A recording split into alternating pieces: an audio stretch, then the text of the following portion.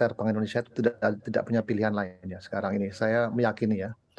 Eee, jadi ini tidak ada pilihan lain kecuali kita harus melakukan suatu bold decision ya atau membuat kebijakan yang cukup tegas gitu ya. Dan, eee, memang ini adalah pil pahit, namun demikian saya cukup yakin ya karena dunia usaha juga membutuhkan stabilitas moneter ya, stabilitas nilai tukar ya. Kalau nilai tukarnya lari juga akan merugikan dunia usaha. Kalau inflasinya terus mengerek ke atas juga akan merugikan dunia usaha. Jadi maksud saya tahu bahwa kebijakan, kenaikan suku bunga ini akan memukul dunia usaha, tapi ini adalah langkah awal yang harus dilakukan untuk mencapai tingkat stabilitas makroekonomi. Itu dulu, baru kalau bisa kalau inflasi sudah mulai menurun, maka suku bunga Bank Indonesia bisa dikembalikan secara pelan-pelan. Jadi memang ini adalah pil pahit lah gampangannya gitu ya, pil pahit, tapi sekali lagi saya juga ingin meyakinkan pada dunia usaha ini bukan masalah domestik Pak ya, tapi ini betul-betul masalah global yang kita harus terima gitu sebagai bagian dari konstelasi ekonomi global. Nah, jadi kalau memang ini masalah ekonomi global, solusinya juga harus forum global gitu, yaitu forum G20 di mana kita menjadi tuan rumah. Jadi ini solusi yang harus dilakukan, kita harus bersama-sama dengan negara-negara lain untuk meminta supaya berhentikan yang namanya perang itu. Ini akan merugikan semuanya dan dunia akan mengalami resesi apabila perang ini akan terus berkelanjutan. Oke, baik. Apapun yang kita lakukan nggak bisa, ya. Oke, baik Pak Anggito, berarti Anda mengkonfirmasi begitu ya akan ada pukulan keras yang terjadi dalam beberapa waktu dekat ini untuk ekonomi Indonesia. Apakah Anda juga memproyeksi terkait yang mana memang pertumbuhan kita digadang-gadang di atas 5% pertumbuhan ekonomi kita? Apakah Anda juga melihat begitu sedikit ada perlambatan ataupun bahkan bisa di bawah 5%?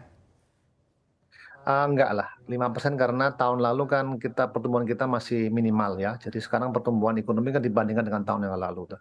Saya kira, ini kita mesti terima kasih kepada pengusaha yang sudah kembali berusaha dan konsumen kita diberikan pilihan-pilihan konsumsi yang cukup, bervariasi sehingga, sekarang ini sumber pertumbuhan ekonomi yang cukup fundamental justru dari kekuatan konsumen kita gitu. Jadi jangan sampai itu dikorbankan lagi. Tapi jangka pendek kita tidak punya pilihan ya. Tidak punya pilihan. Saya sih melihat pertumbuhan ekonomi kita masih 5% ya tahun ini. Jadi itu merupakan sinyal yang baik dan juga kita masih mengalami surplus neraca transaksi perdagangan, neraca perdagangan. Jadi ini dua modal kuat ini saya kira adalah kontribusi dari pengusaha kita. Nah, ini terus terang pemerintah harus memperhatikan jangan sampai kita miss lagi sehingga kebijakannya akan terus berlangsung lama sehingga pengusaha yang sudah mulai bangkit tidak bisa bertahan dalam situasi yang sulit sekarang. Oke, baik. Nah, ini juga perlu diantisipasi begitu ya oleh para pelaku usaha. Terima kasih Pak Anggito telah bergabung bersama kami pada kesempatan hari ini. Sukses dan sehat selalu untuk Anda. Saya akan beralih ke Pak Sarman. Pak Sarman, Anda melihat begitu statement yang dilihat begitu ataupun diproyeksikan oleh Pak Anggito yang mana juga akan ada pukulan keras terhadap ekonomi kita. Seberapa optimis Anda untuk laju ekonomi kita, pertumbuhan ekonomi kita juga akan bergerak di atas 5%? Ya, kita memang sangat-sangat berharap ya ketika dalam hal ini pemerintah melalui Bank Indonesia bisa mengendalikan inflasi, tapi juga jangan lupa juga bahwa pertumbuhan ekonomi ini juga harus dijaga juga dalam hal ini.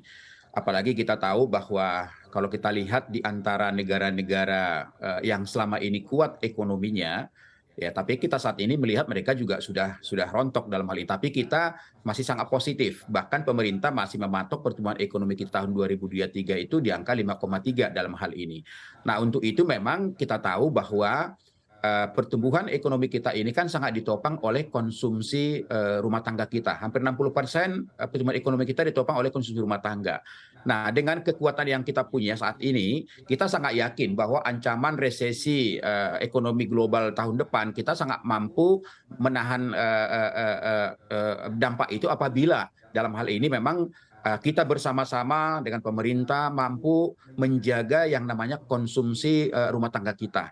Nah, untuk itu memang yang namanya stabilisasi harga-harga pokok pangan, energi, ini menjadi sesuatu yang harus betul-betul kita jaga. Nah, itu yang pertama. Yang kedua, kita lihat bahwasanya program pemerintah dalam hal ini, ya, di mana Pak Presiden juga sudah mengeluarkan yang namanya Perpres nomor 2 tahun 2022, agar berbagai belanja pemerintah pusat, pemerintah daerah, BUMN itu agar membelanjakan yang namanya produk dalam negeri. Kita tahu anggaran belanja pemerintah ini juga menjadi salah satu memberikan kontribusi terhadap pertumbuhan ekonomi nasional kita. Nah, kalau ini bisa dilakukan secara real, hampir 1.000 triliun, dan itu berputar dalam negeri, itu akan menghidupkan industri-industri kita dalam negeri, akan menghidupkan UKM-UKM kita. Nah, tentu ini juga akan sangat ampuh untuk mendongkrak pertumbuhan ekonomi kita. Nah, kemudian yang paling penting juga adalah bagaimana misalnya berbagai